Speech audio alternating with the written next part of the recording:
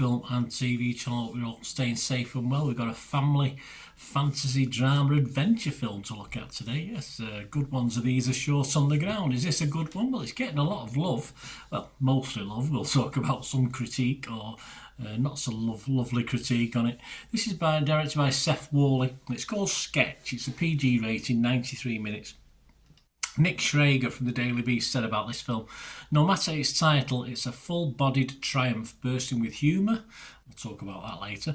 Tenderness and imagination. I agree with the tenderness and imagination in this one. It's there's an interesting story behind it all, really. Roger Moore of Movie Nation, who's usually quite critical of films, but not usually to this extent. He said that of this film, the execution of writer-director Seth Worley's doesn't turn up pathos or laughs. Well, I agree with the laughs bit. And the kids, ? Well, it's been a bit harsh on the kids, in fairness. You know me, I'm usually quite harsh on kids, but I'm not going to follow Roger in on them on this one.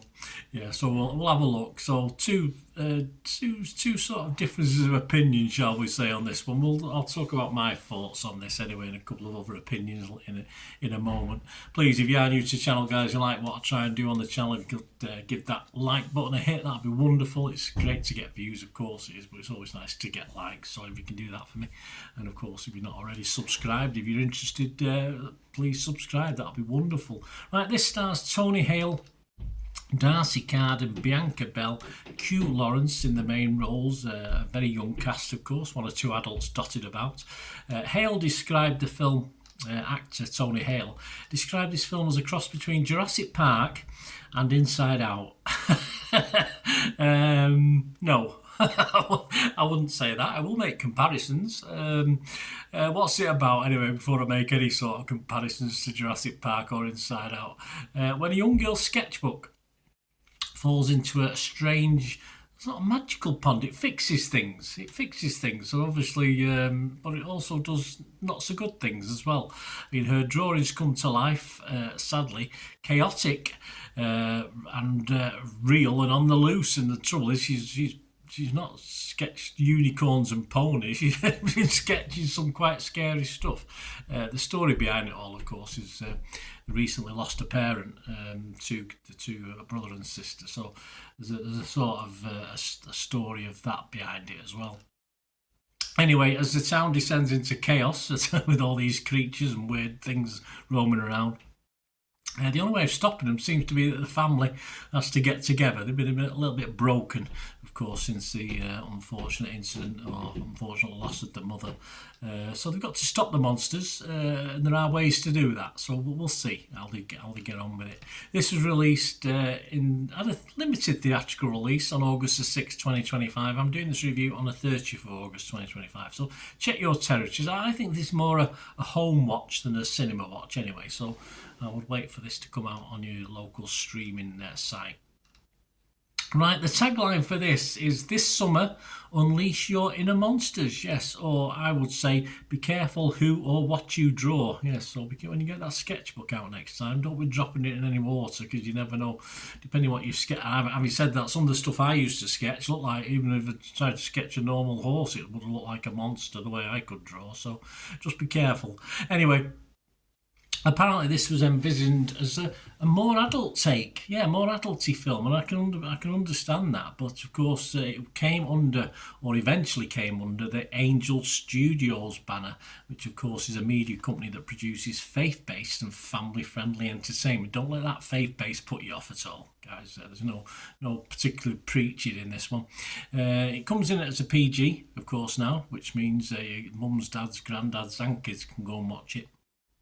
But it still has a couple of darker moments that were quite scary for me, quite eerie.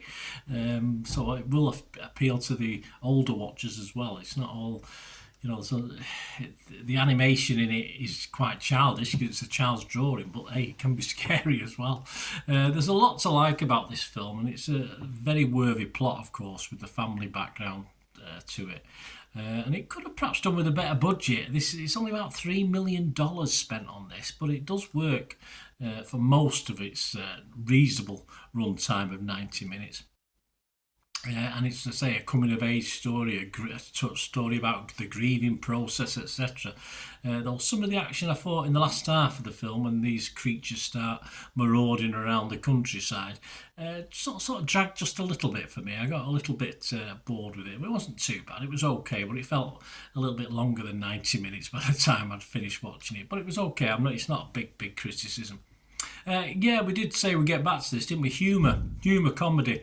Apart from the creatures, a couple of the creatures being quite funny looking and acting funny, there's not a lot of humour in this. I don't get any real great extent of humour. More adventure, family drama for me. I don't really understand the comedy element in this one. And despite a lot of some critics slagging the poor kids off, I thought the young cast was very good. And I say that's me, who usually I'm quite cruel on, not cruel, but I like my kids to act pretty well, and they're not great. Don't get me wrong, they're not the most, they're not going to be rock up and do Shakespeare in a few years' time. Well, one of them, two of them might do, but yeah, I just thought they were okay. They were fine. I don't understand the critique. Roger Moore, of course, earlier on didn't think much of the kids acting, but there you go. There is a lack, of course, there is, of really good family adventure stories. And if I had to compare this to something else, I'm not going to compare it to Inside Out meets Jurassic Park. I think that's a wrong similarity. I'd say more like Super 8, more like Bridge of Terabithia, and more like Page Master. Now, I like all those three films very much. There is a Spielbergy vibe at times to this. All right, all right, watered down Mr. Spielberg, but there is. And it is an interesting addition to the genre, but of course, nowhere near as good as those three films I've just mentioned there, or the two that were mentioned earlier on. But it does show what can be achieved on a relatively small budget, which it is $3 million. It's nothing, is it? Bit of pocket change, that. Ben Kenisberg from New York Times said, a children's film that fares better with its nimble special effects and its clunky dramatics. So another one who's not impressed with the scripts and the actors, etc. is a little bit clunky at times, but not overly so. And I think that's a bit harsh again from Ben there. Chase Hutchinson from The Wrap. Now he was really enamoured with this. He said it's the exact type of film that you could see a new generation of kids finding and causing them to fall in love with movies. Well, perhaps they're better at watching some of those older movies I've mentioned rather than this. But hey, listen, there's nothing wrong with this. If they enjoy this film, then they've got a wealth of classics. I mean, you don't have to talk back to the War of the Buttons, Goonies, stuff like that from the 80s, 90s, etc. I mean, kids like these family adventure films. There's a glut of them if you go back years and years, even though, of course, they're very few and far between these days, because it's, they're not a big, I don't think they're a big money earner for certain places, apart from the big animation companies, of course. Alan NG from Film Threat possibly summed it up best, I think, about this film. He said, Sketch isn't the greatest movie ever made, but it's a great at being a touching and thoughtful story of young kids and pre-teens and, yeah, family life. It is. I think this is a worthy attempt, and I saw a good rating for it before I watched it, and yeah, it didn't, perhaps not quite as good as I might have expected, but it's certainly good enough. What are others thinking? Well, score-wise, Rotten Tomatoes, 64 fresh and 3 rotten. That was 67, so it is well like 96% positivity as far as Rotten Tomatoes, so that's very good. So that's 64 fresh, make it 65. I'm going to score this fresh. Metacritic, they scored it 7.8 out of 10 or 78 out of 100. Only 12 critics though, but 9 were positive, 2 were mixed, and we did get 1 negative, and probably Roger Moore actually from Movie Nation was a negative.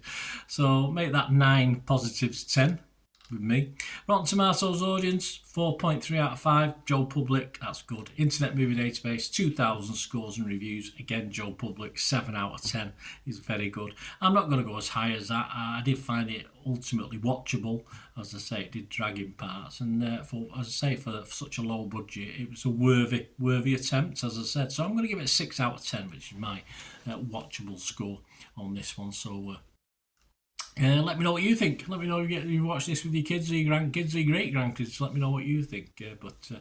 Yeah, it was certainly a worthy effort, and yeah, I enjoyed watching it for the 90 minutes or so runtime. Let me know your thoughts, please, guys. If you like what I try and do on the channel and you want to help support, if you enjoyed the content, you can help the channel out, or if you just want to contact me through my various socials, there are ways of doing that. All I ever ask for you to do that is to keep watching and listening. Hi again, hope you enjoyed the feature, guys. Thanks for watching. Please, if you did enjoy the content, please give us a thumbs up, and if you've not already done so, press that subscribe button. If you've not already subscribed, that'd be wonderful. It's free to subscribe, absolutely free. Also, check out my social media links if you want to follow me on TikTok, Instagram, X, Facebook. They'll all be in the description below. And my special thanks to supporters of the channel, yes, Piat6505, who have an eBay shop selling film and TV memorabilia, including posters, books, magazines. There'll be a link again in the comments section. And if you're into your football, don't forget my football stuff on Manchester City for general football fans, but mainly City fans, of course. Or if you know someone who might enjoy that, give them a kick in my direction. I'll be very, very grateful. And as ever, guys, comments on this feature is wonderful. Anything to do with film and TV is always very, very welcome. It's great to talk film and TV. I thank you guys for your support. Stay safe, everyone.